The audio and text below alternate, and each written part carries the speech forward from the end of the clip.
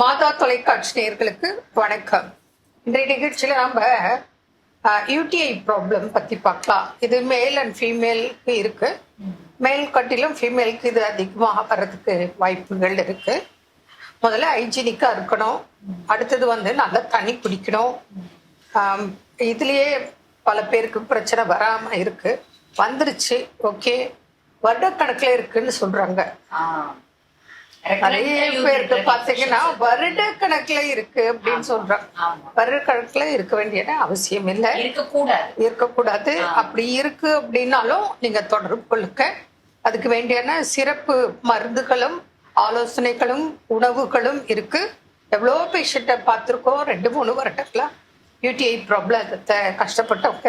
அதாவது நீர் சுருக்கு, நீர் கடுப்பு, யூரின் போனா எரிச்சல், வலி, அரிப்பு, ரொம்ப சரியா யூரின் போறது இல்லை. இதுலக்கெல்லாம் காரணம் முக்கியம் அந்த ஹைஜீனிக்கா இருக்கிறது இல்லை. அடுத்தது சரியான முறையில தண்ணி குடிக்காது இருக்கிறது ஒரு மெயின் பிரச்சனை. இதுக்கு ஏற்ற உணவுகள் சாப்பிடணும். ஒன்று சொல்றேன், கொஞ்சம் சிந்திக்க. என்ன இப்படி சொல்றாங்களேன்னு நினைக்காதீங்க. எங்க அனுபவத்துல நாங்க பாக்குறோம். இப்ப கூட ஒரு பேஷண்ட் வந்து போனாங்க. முதல் கேள்வி என்ன தெரியுங்களா? நான்வெஜ் சாப்பிடக்கூடாதா? இந்த யூடிஐ ப்ராப்ளத்துக்கு நான் சொல்றேன், நிச்சயமாக நான்வெஜ் சாப்பிடாதீங்க.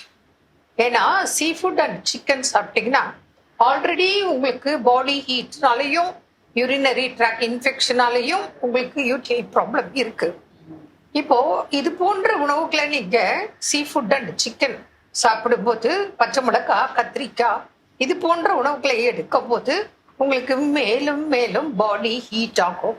நீங்களா ப்ராப்பரா தண்ணி குடிக்கிறது இல்லை. அப்போ இந்த பிரச்சனையை அதிகமாக்கக்கூடிய உணவுகள் தான் இது. ஸோ கண்டிப்பா என்ன பிரச்சனைக்கு என்ன உணவு எடுக்கணும், என்ன எடுக்கக்கூடாது அப்படிங்கிறத மனதுல புரிஞ்சுக்குங்க. நீங்க நான்வெஜ் சாப்பிட்டதால எனக்கு என்ன லாபமா இல்லை எனக்கு நஷ்டமா? அப்படி கிடையாது. உங்க ப்ராப்ளம் சால்வ் ஆகணும், உங்களுக்கு கியூர் ஆக்கணும். அதை விட்டுட்டு பிரச்சனையை அதிகப்படுத்தக்கூடிய உணவுகளை எடுத்தீங்கன்னு சொன்னா, ஒரு பக்கம் ட்ரீட்மெண்ட், ஒரு பக்கம் நோயை அதிகப்படுத்தக்கூடிய உணவுகளை எடுக்கும் போது நோய் தீராது. அதன் காரணமாகத்தான் வருடக்கணக்குல தீராத நோய்களாக யூடிஐ ப்ராப்ளம் இருக்கு. இதே நாளடைவில் பார்த்தீங்கன்னா அந்த யூடிஐ ப்ராப்ளமே கிட்னி ப்ராப்ளமாக இன்ஃபெக்ஷன் வந்து எவ்வளோ அவசரப்படுறவங்களா இருக்காங்க.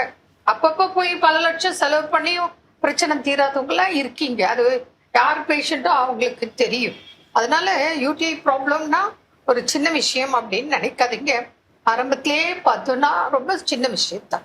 கவனிக்காம விட்டால் சிறுநீரகத்தையே பாதிக்கக்கூடிய அளவுக்கு நோயாக மாறுகிறது. அதே மாதிரிங்க ரெக்கரண்டா யூரினரி ட்ராக் இன்ஃபெக்ஷன் இருக்கு அப்படின்னா ஒண்ணு கிட்னில ஸ்டோன் இருக்கலாம், இல்ல கிட்னில நெஃப்ரைட்டிஸ் இருக்கலாம், கிட்னில ப்ராப்ளம் இருக்கிறதுக்காக கூட ஒரு அறிகுறியா இது ரெக்கரண்ட் இருக்கலாம். அதனால கவனமா பார்க்கணும். பிரச்சனை இருந்தா தொடர்புகளுக்கு அதுக்கு வேண்டியன என்னென்ன செக்அப் பண்ணணும், என்ன டெஸ்ட் எடுக்கணும் எல்லாம் எடுத்து பார்த்து அதுக்கு உண்டான ட்ரீட்மெண்ட் எடுக்கலாம். ஜென்ரலா நீங்க யூரின் கல்ச்சர் அண்ட் சென்சிட்டிவிட்டி பார்ப்பீங்க. பார்க்கும்போது அதுலேயே உங்களுக்கு மெடிசன் வரும். அந்த மெடிசன்லயும் தீராத பிரச்சனையா தான் இன்னைக்கு நிறைய பேர் அந்த ஆன்டிபயோட்டிக் உங்களுக்கு ரெஸ்பாண்ட் பண்றது இல்லை. நான் குறையா சொல்லல, இருக்கிற ப்ராக்டிக்கல் ப்ராப்ளத்தை உங்களுக்கு நாங்க சொல்றோம். அப்போ அதுக்கெல்லாம் ஒரு தீர்வு இருக்கான்னா நம்ம ஆயுஷ் முறைப்படி ஹோமியோலாம் அற்புதமான மருந்துகள் இருக்கு. நல்ல டயட் எல்லாம் சொல்லி கொடுக்குறோம். அதனால இந்த மாதிரி உபாதைகள் இருந்தா, ஏன்னா இது சின்ன வயசுல இருந்து பெரியவங்க வரைக்கும் எல்லா ஏஜ் குரூப்புக்கும் ஆண் பெண் வித்தியாசம் இல்லாமல் இந்த யூடிஐ ப்ராப்ளம் இருக்கு. அந்த மாதிரி பிரச்சனைகளுக்கு நல்ல தீர்வுக்கான ஃபாலோ பண்ணவங்களுக்கு நல்ல ரிசல்ட் கிடைச்சிருக்கு. உங்களுக்கு இது சம்பந்தமா ஏதாவது ப்ராப்ளம் இருந்தா தொடர்பு கொடுக்க. மீண்டும் நாளை சந்திப்போம். நன்றி. அன்னை மரியே வாழ்க.